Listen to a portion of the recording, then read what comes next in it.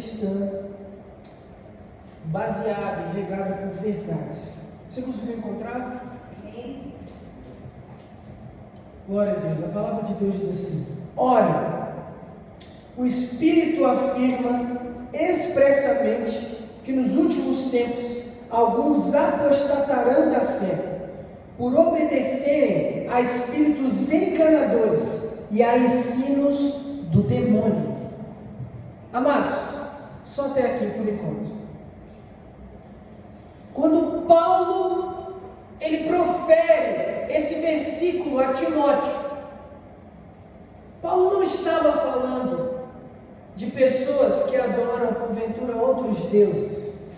Paulo não estava falando de pessoas que cultuam entidades.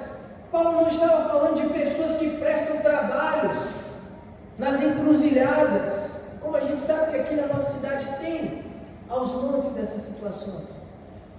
Paulo não estava falando de quem professa a fé católica apostólica romana. Paulo não estava falando das igrejas neopentecostais ou das igrejas churches. Paulo estava falando que até mesmo dentro da casa de Deus nós corremos o risco de nos apostatar da fé e nos deixar levar por ensinos de homens que se passam por profetas de Deus, mas que estão sendo guiados por demônios. Por que estão sendo guiados por demônios? Por que Paulo é tão duro ao dizer isso? Por que Paulo é tão incisivo ao falar isso para Timóteo? Por que Paulo se arrisca tanto, melhor dizendo, né? Porque é loucura. Mas Paulo tinha um motivo para falar isso. A vida cristã, por estar condicionada à vida aqui na terra, enquanto você buscar a Deus aqui na igreja, você não vai ter sido arrebatado ainda. Quando você for arrebatado, você vai ter seu corpo glorificado e vai diretamente para a bodas do Cordeiro, para aproveitar todo o gozo celestial como na presença de Cristo, com a igreja de todos os tempos. Mas enquanto a gente estiver aqui na terra, a gente vai estar limitado às emoções de um coração terreno, às emoções de uma mente terrena, às dificuldades e limitações que a carne muitas vezes impõe sobre a nossa vida, para que a gente busque a Deus. Às vezes o desânimo vai bater na nossa porta,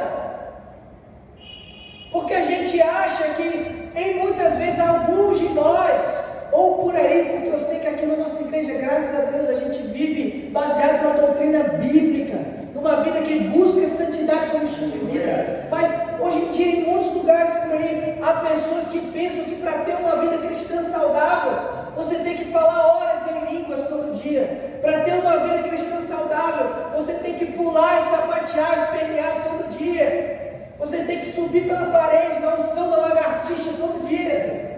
Tem gente que pensa que uma vida verdadeira cristã é isso. São resultados exteriores, porque a nossa vida aqui na terra está limitada a aspectos exteriores, porque a carne ainda domina. Mas quando a gente busca viver no Espírito, a gente sabe que vida cristã não é sobre isso. E que muitas vezes, quando há pessoas que pensam que o Evangelho é sobre isso, são pessoas que estão sendo deixadas levar por uma doutrina do demônio, que tem se infiltrado dentro da igreja do Senhor nos últimos tempos. Se você conhece alguém que pensa desse jeito sobre o cristianismo, não se escandalize, amado, porque Paulo diz aqui para Timóteo, fala para nós também nessa noite, que isso seria um sinal de que os últimos dias estão chegando. A palavra de Deus fala sobre os últimos tempos, e que nos últimos tempos haveriam pessoas que se passariam por pastores. Como a gente sabe que tem muitos aí por fora, tem muitos, infelizmente, no nosso país, na nossa cidade, que ao invés de pregar a sã doutrina, o Evangelho de Deus, o Evangelho de Cristo, pregam mensagens que agradam corações. Eu poderia passar o resto da minha vida como pastor, pregando para você, pregando para mim mesmo, me deixando enganar com o Evangelho falso, pregando e vivendo e praticando tudo que eu gosto, e achando que isso alimenta a minha alma, alimenta o meu espírito e me aproxima de Deus. Mas a verdade é que muitas vezes, quando a gente não se coloca diante de Deus da maneira que Ele deseja que a gente A gente pode estar correndo esse risco de vir para a igreja sem viver o ápice do Evangelho, sem viver o núcleo do Evangelho. E o núcleo do Evangelho é uma vida próxima de Jesus. O núcleo do Evangelho não é eu ver maravilhas todos os dias, apesar de que é sempre bom ver maravilhas. E essas maravilhas Jesus descreve nos sinóticos como sinais. Lá nos Evangelhos ele fala que essas maravilhas são sinais. Mas o maior sinal que eu posso ter na minha vida de que Jesus está comigo é vida do Espírito de Deus no meu espírito e vida constante na presença de Deus, vida constante todos os dias. Um sinal de que eu sou. Ontem eu estava fazendo um gabinete com um dos irmãos aqui da igreja e a gente conversava sobre isso. A gente estava falando sobre que hoje em dia muitas pessoas pensam que o Evangelho ele é onde eu vejo resultados aparentes, resultados humanos, resultados que agradam e encantam os olhos. Tem pessoas que acham que o Evangelho é, como eu disse há pouco, a unção da lagartixa todo dia, mas às vezes a gente vê que há lugares que tem um mover, tem esse encanto aos olhos, pessoas pulando, sapateando, girando no manto. Não que eu diga que isso não seja de Deus, claro que onde o Espírito de Deus se manifesta e tem liberdade, acontece isso, mas às vezes tem pessoas que se deixam levar por isso, se deixam encantar por isso, e no outro dia nada na vida daquela pessoa muda, no outro dia aquela pessoa não acorda de manhã e vai ler a Bíblia e vai ter um tempo de a sós com Deus. Mas na verdade o Evangelho, ele se trata de uma luta diária contra a nossa carne, onde nós vamos vencer, nos aproximando da Bíblia, nos aproximando de Deus. Qual é uma característica de uma pessoa que tem uma vida cristã, amado? Eu tenho uma vida cristã, nós temos uma vida cristã, porque todos os dias a gente acorda, a gente vai ler a Bíblia, a gente ora, a gente tem tempo com Jesus. E muitas vezes tem pessoas que, ao contrário de quem está aqui nessa noite, se anima para vir na igreja numa quarta, num dia do meio de semana, porque sabe que não veio buscar aqui nada mais e nada menos do que Jesus. Veio aqui para celebrar a Cristo, para adorar o seu nome no seu santo monte. Há pessoas que às vezes se desanimam de vir para a igreja porque elas não veem aquilo que elas queriam ver tão próximo delas. Buscam carros, buscam casas, buscam bênçãos materiais, buscam coisas dessa vida, buscam tudo aquilo que é perecível, mas infelizmente são pessoas que Paulo ele fala que tem líderes evangélicos assim, que não são pessoas que têm uma constância em buscar a Deus, não lutam para viver todos os dias da sua vida o amor ao Evangelho.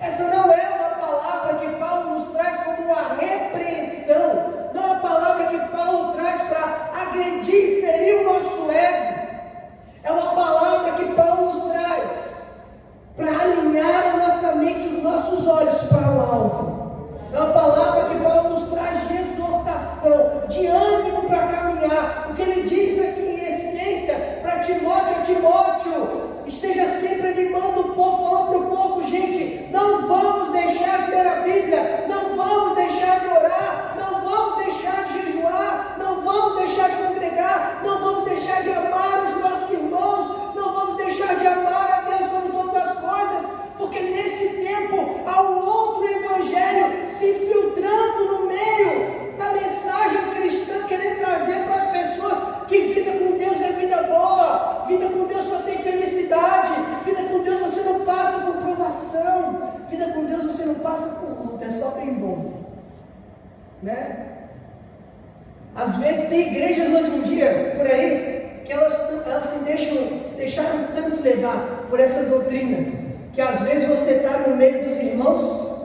Eu já conheci pessoas assim. Você está no meio dos irmãos e aí você fala: opa, eu estou indo amanhã fazer um exame, e a pessoa pensa: outra é pecado, né? Eu estou com uma doença aqui, tem uma pessoa doente na minha família, é pecado.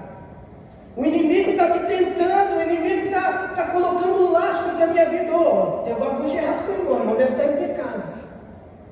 Quando na verdade a gente deveria compreender que isso é simplesmente mais uma coisa da labuta, é normal. caminhada cristã você vai ter confronto, vai ter luta, você vai enfrentar sofrimento. Se não fosse assim, amado, Jesus não teria dito: benditos serão vós quando sofrerdes em meu nome.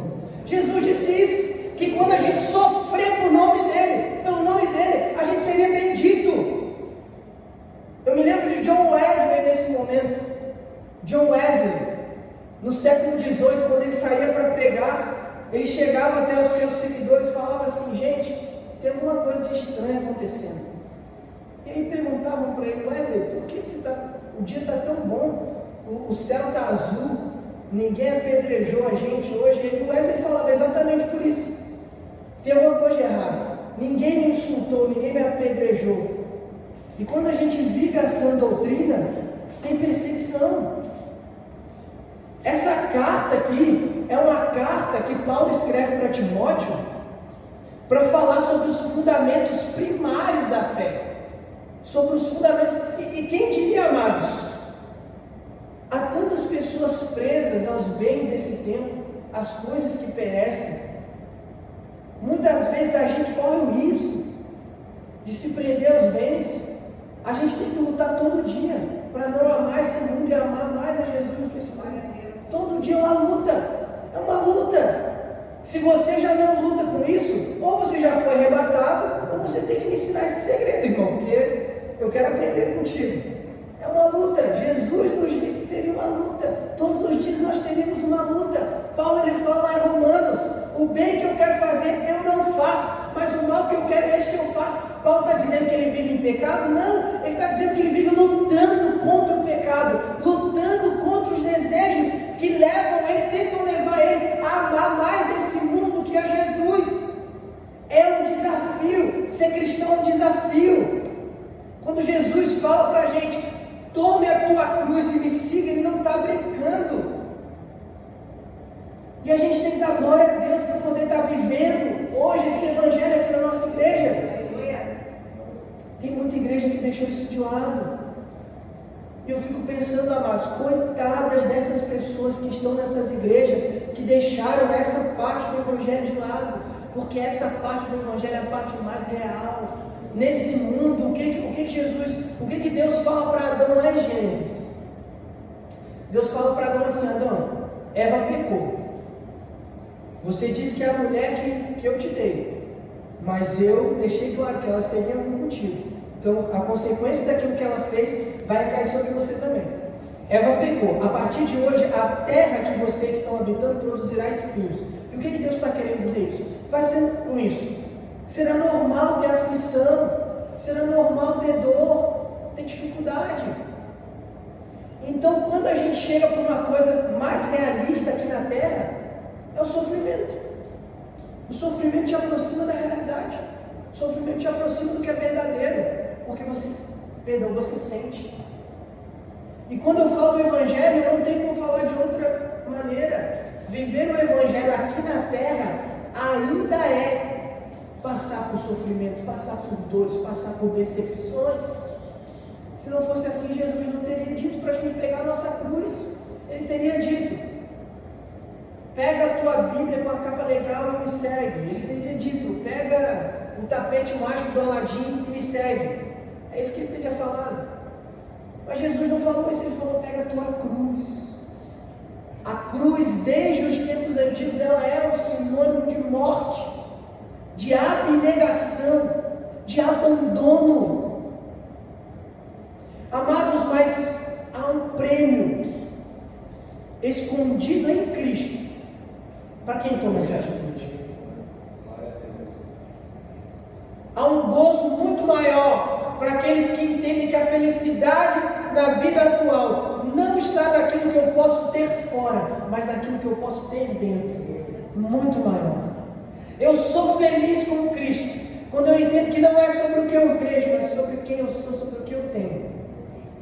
Eu me lembro também, quando eu falo sobre isso, do autor daquele hino Sou Feliz com Jesus. Eu não sei se os amados conhecem a história, mas se conhecem, vocês sabem o que eu estou falando. No dia que ele compôs esse hino, não foi um dia que ele estava alegre, não foi um dia que ele saiu e as borboletas voavam ao redor dele, não foi um dia de primavera, ensolarado, com flores no chão. Foi num dia que ele estava indo fazer uma viagem missionária para a África. E o navio que ele estava com a sua família naufragou. Tendo o navio naufragado, ele foi parar nas margens de uma praia, com toda a sua família morta. Sua esposa morta, seus filhos mortos. E na beira daquela praia ele começou a chorar e se angustiar. E enquanto ele chorava e se angustiava, na sua alma, Deus lhe deu paz. E quando Deus lhe deu paz, em sua alma, naquele momento, ele começou a cantar: se paz a mais doce puderes gozar. E no louvor ele declara: eu sou feliz com Jesus. A felicidade que Jesus nos dá, a completude que Jesus nos dá, a alegria que Jesus nos traz, não é igual a desse mundo. Então por isso que de maneira genial, quando ele compôs, ele declarou: eu sou feliz com Jesus. Eu não sou simplesmente feliz, eu não tenho simplesmente felicidade, eu sou feliz com Jesus. Ser feliz com Jesus é um jeito diferente de ser feliz. É diferente, não é igual. O primeiro motivo para eu compreender está lá em 2 Timóteo, capítulo 3, versículo 13. Primeiro motivo para eu compreender que essa mensagem que Paulo traz para Timóteo é real. Uma mensagem que nos fala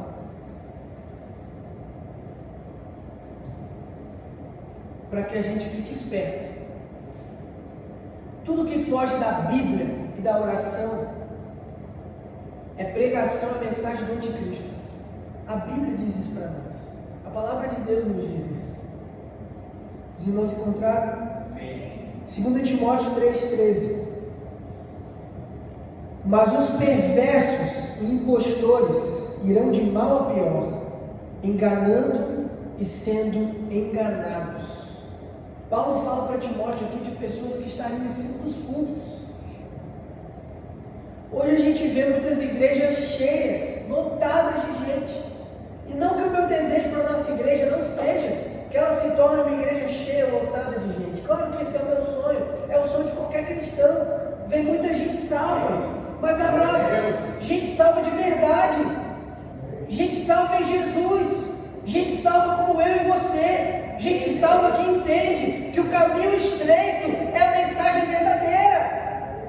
Eu preciso entender todos os dias. Talvez você não esteja compreendendo hoje o meu motivo de estar pregando sobre isso. Você esteja pensando: pastor, eu já conheço essa mensagem. Pastor, eu já entendo. Eu já vivo isso há muito tempo. Tem anos que eu ouvi essa realidade. Amado, olha só o que Deus ele trabalha nos nossos corações, nessa mente, para a gente compreender. Não importa quanto tempo eu estou ruminando essa mensagem, enquanto eu viver nessa terra, eu tenho que me lembrar disso. A porta é estreita, a porta é estreita, a porta larga leva para a perdição. Então não tem que ser feliz aqui na terra. Você vai ser feliz, mas tudo aquilo, toda aquela felicidade que te rouba de Jesus, todo o prazer que te tira da presença dele, não é um prazer santo, não é um prazer celestial, não é um prazer bíblico, não é um prazer cristão. Deus tem nos convidado nesse tempo como igreja a buscar descanso nele. Eu não sei você, mas eu estou muito animado, eu estou muito empolgado, estou muito desejoso de começar uma luta, uma caminhada para buscar prazer nele, buscar satisfação nele. Quando eu encontrar, quando nós encontrarmos como igreja, toda a nossa realidade mudará. Um verdadeiro evangelho. Eu até comentava isso também com esse irmão que estava conversando ontem, a gente estava tendo um momento de conversa. Falava com ele que hoje em dia as pessoas não falam mais na igreja sobre convicção de pecados. A mensagem para atrair pessoas, ela tem uma mentalidade interesseira. Como o presbítero Henrique falou na sua oração aqui no momento profético, tem igrejas hoje que querem encher para ter mais gente para ofertar, para ter mais gente para devolver dízimo, querem enriquecer. estão de olho nas coisas que são dessa terra. Mas uma vida transformada deseja ver vidas transformadas. Nosso desejo de ver a nossa igreja cheia para que pessoas alcancem aquilo que a gente alcançou em Jesus, aquilo que a gente alcançou no caminho da cruz, perder o amor por todas as coisas destrutivas desse mundo e ter o amor, ter o gozo, ter a felicidade, a paz e tudo aquilo que é celestial. Hoje eu estava na fila no mercado e me partiu o coração ao ouvir um senhor de idade, eu ouvi de longe, ele com várias garrafas de cachaça na mão e ele falava assim: eu vou beber até o mundo acabar, e sorrindo, rindo, gargalhando. Eu pensei: meu Deus, como eu como igreja preciso estar cada vez mais próximo de Ti para que o Senhor me dê estratégias melhores para alcançar essas pessoas, para fazê-las entenderem que a realidade dessa vida não é sobre estar escondido em coisas que me causam prazer momentâneo, mas estar escondido em Ti me dá um prazer perpétuo. Estar em Jesus, viver em Jesus, habitar em Jesus, guardar meu coração em Jesus, preservar a minha vida em Jesus. É por isso que quando a gente ora pela vizinhança, a gente não ora pedindo: Deus, traga as pessoas que estão aqui ao redor. Não, a gente ora pedindo: Deus, coloca convicção de pecados no coração deles. Porque quando uma pessoa vem para Cristo, porque ela sabe que ela é pecadora, toda a vida dela muda. Quando todos os dias eu acordo e reconheço logo pela manhã: eu sou pecador, eu necessito da graça de Deus, eu necessito do amor de Deus, eu necessito do perdão do Senhor. Eu não tenho dificuldade em abrir a minha Bíblia e, antes de tudo, ler a palavra de Deus. Eu não tenho dificuldade em me ajoelhar e, antes de tudo, orar ao Senhor, clamar pela sua graça, viver uma vida cristã genuína. Vida cristã genuína, como eu falei no início dessa pregação, vida cristã genuína não é oba-oba, vida cristã genuína não é movimento, vida cristã genuína não é o que muitas pessoas têm procurado hoje em dia como profetadas. A maior profecia que Deus tem para nós é a palavra dele. E a maneira mais fácil de viver uma vida profética, na verdade a única maneira, não é a maneira mais fácil, a única maneira de viver uma vida profética diante de Deus é uma vida de leitura da palavra e oração. Gente, esses dias eu ouvi um vídeo de uma pregadora chamada Camila Barros, e ela falava o seguinte: tem gente que acha que ser crente, ser feliz com Jesus é pular todo dia, é sapatear todo dia, como eu falei aqui no começo da mensagem. Mas uma coisa interessante que ela disse que capturou a minha atenção foi: a maioria dessas pessoas, elas vivem muitos altos e baixos. Deus não te chamou para viver altos e baixos, Deus nos chamou para viver constância. E como eu vivo constância? Como é que eu vivo constância? Lendo a Bíblia e orando todo dia. Eu conheço gente, amigo meu, que toda semana o cara está atrás de movimento. Toda semana ele está atrás de oba-oba. Toda semana ele quer pular, quer sapatear, quer girar no poder. Toda semana. Mas se você perguntar para ele se naquela semana inteira ele conseguiu de segunda a sexta ler a Bíblia, ele não conseguiu. Ele leu a Bíblia um dia na semana. Leu a Bíblia 2 dias na semana.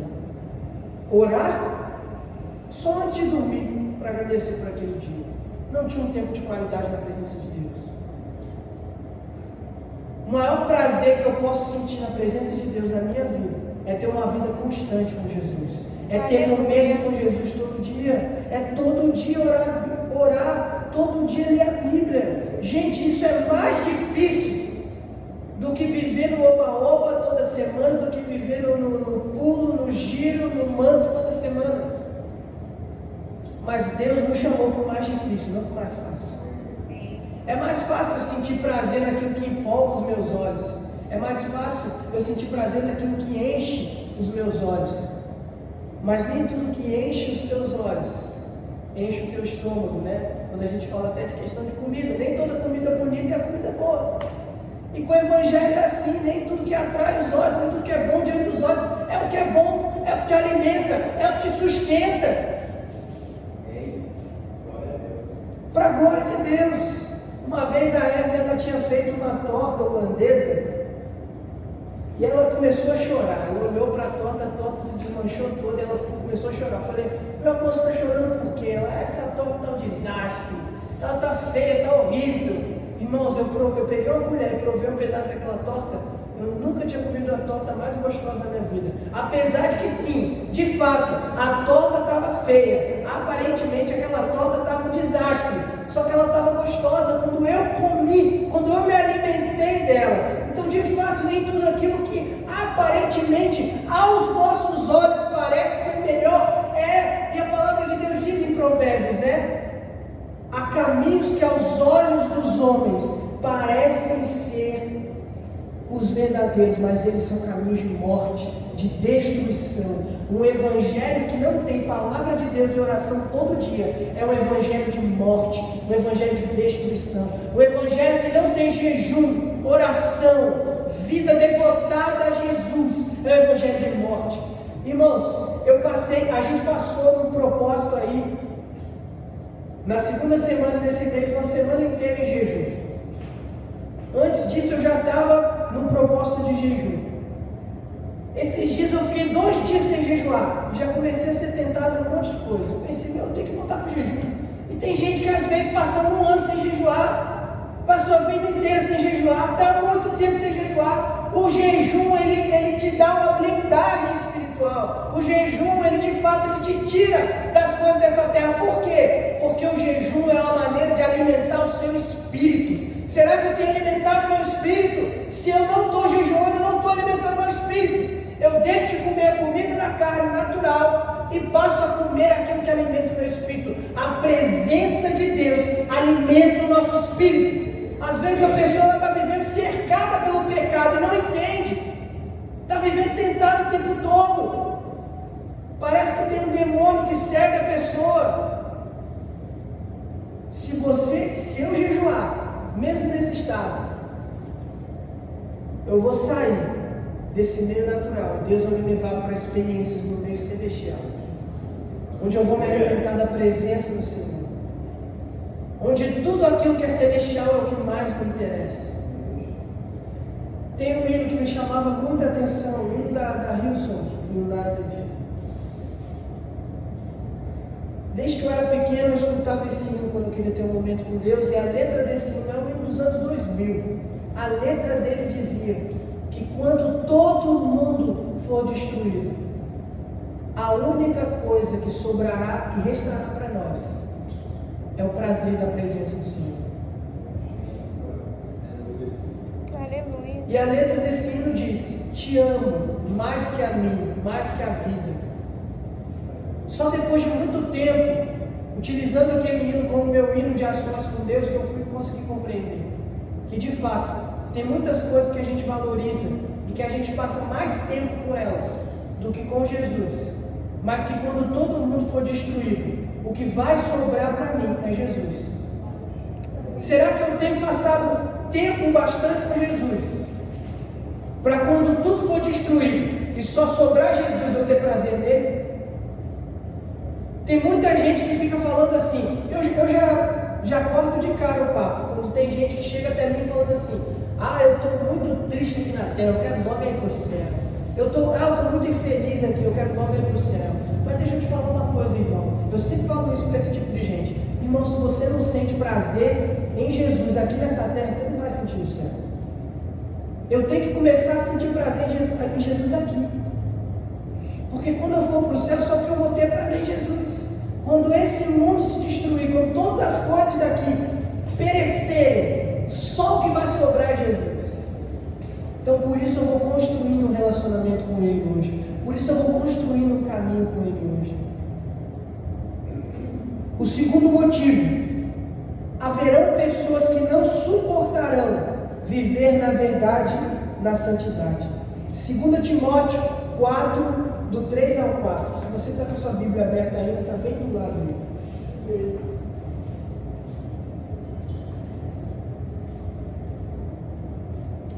Os irmãos acharam? A palavra de Deus diz assim: pois virá o tempo em que não suportarão a sã doutrina, Pelo contrário, se rodearão de mestres segundo as suas próprias cobiças, e como que sentindo coceira nos ouvidos, eles se recusarão a dar ouvidos à verdade, entregando-se a fábulas.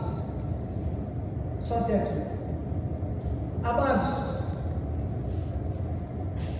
de fato isso é verdade. Tem pessoas que já amam tanto o presente século. Paulo cita um dos amigos dele, Demas, que o abandonou na missão de Cristo para entregar a sua vida aos prazeres desse século. E há pessoas que amam tanto os prazeres desse tempo, que não suportam viver essa doutrina. Que quando você fala para essas pessoas sobre oração, sobre jejum, parece que você está falando de um dinossauro. A pessoa não conhece, não entende, não quer ver nem de pintar de preto. Eu conheço um pastor que por muitos anos de ministério ele não jejuava. E ele passou a jejuar só depois de 20 anos de ministério. E a desculpa dele era: Jesus já pagou o preço por mim, eu posso orar com a barriga cheia, por que eu vou orar com a barriga vazia? E muitas pessoas hoje em dia, há muitas vezes que a nossa própria mente, ela tenta nos ludibriar, nos enganar, nos fazer querer viver uma vida desse tipo, sem realizar sacrifícios diante de Deus. E a nossa desculpa, a fábula do século 21 no meio da igreja é: Deus me aceita como eu sou. A graça maravilhosa. Deus já me perdoou, não preciso mais pagar preço. Deus já fez, eu não preciso mais fazer. Isso é mentira. É uma mentira do diabo para tentar iludir a nossa vida e nos afastar de Cristo. Essas pessoas que vivem esse tipo de evangelho, elas estão tão distantes de Jesus, mas tão distantes de Jesus, que elas precisam muitas vezes de uma palavra de um homem, da oração de um homem, para mudar alguma coisa na vida delas. Tem pessoas que estão tão enganadas, mas tão enganadas nesse meio, vivendo esse tipo de evangelho, que elas já nem sabem para que serve o relacionamento com Deus ou para que serve a figura de um pastor em suas vidas. Relacionamento com Deus me mantém de pé, me sustenta, me alimenta. Eu preciso estar próximo de Jesus. Eu preciso entender com o evangelho de facilidade que essas fábulas me afastam de Deus. Elas trazem prazer para a minha carne, elas trazem prazer diante dos meus olhos, mas não são algo verdadeiro. O terceiro motivo, esse é algo verdadeiro. Tudo acontece através do evangelho, nada mais. 2 Timóteo 1:10. Se você quiser pode acompanhar, se não, fique à vontade. Por que Jesus morreu na cruz? Por que o evangelho existe? O que eu estou fazendo aqui uma quarta-feira à noite? Por que eu estou aqui ouvindo uma mensagem? E a palavra de Deus nos diz assim: e manifestada agora pelo aparecimento de nosso Senhor Jesus Cristo, Ele não só destruiu a morte, como trouxe à luz a vida, a imortalidade, mediante o Evangelho. Quando Paulo fala aqui do Evangelho, ele está falando da palavra de Deus. A palavra de Deus é o que há de mais real na vida do cristão. A palavra de Deus é o que há de mais precioso na vida do cristão. Muitas vezes a gente espera receber tanta coisa. Eu sei que eu tenho necessidades, e eu venho aqui na quarta profética para apresentar essas necessidades diante de Deus, assim como você. A gente vem aqui para isso. Mas ainda que eu não alcance todas as minhas metas nessa vida, eu tenho a palavra. Ainda que eu não alcance todos os meus desejos, Paulo ele é ainda mais radical lá em Colossenses. Ele fala: ainda que eu entregue todos os meus bens para ser queimado, lá em 1 Coríntios, se eu não tiver esse amor da palavra, esse amor pela palavra, de nada vale a minha vida. Sobre esse amor, agora sim, em Colossenses, Paulo fala que nem fome, nem nudez, nem altura, nem profundidade, nem largura, nem qualquer criatura que seja, pode me separar do amor de Deus. E muitas vezes a gente acha que o amor de Deus está limitado às circunstâncias. Se eu tenho paz, eu tenho o amor de Deus. Se eu estou na bonança, eu tenho o amor de Deus. Se tudo vai bem no meu barco, eu tenho o amor de Deus. Não. O amor de Deus, ele te traz paz no seu interior. Mesmo que você não tenha nada, mesmo que você esteja nu, com fome, perseguido, o amor de Deus é tudo o que a gente precisa. E para encerrar, Paulo diz, lá em 2 Timóteo, capítulo 3, versículo 16, o seguinte: toda a Escritura é inspirada por Deus e útil para o ensino, para a repreensão, para a correção e para a educação na justiça. Quando Paulo usa esse termo justiça, ele está falando aquilo que é correto.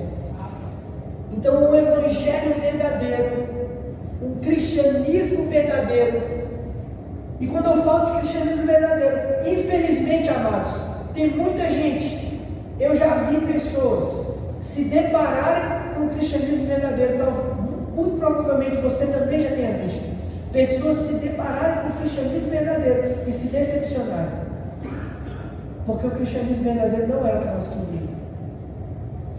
Tem gente que de fato não quer Jesus. Mas se nessa noite estamos aqui e queremos Jesus, precisamos entender: o verdadeiro evangelho, o verdadeiro cristianismo é uma vida com a Bíblia, é uma vida com uma oração, é uma vida regada pela presença do Espírito Santo. A presença real do Espírito Santo. A presença real do Espírito Santo não traz alarido, alarme, barulhos para o nosso meio. Ela traz vida plena, vida verdadeira. Ela traz imortalidade. Paulo falou aqui no começo de 2 Coríntios. Ele trouxe a imortalidade e trouxe a verdadeira mensagem. A verdadeira mensagem é que nada pode te separar do amor de Deus.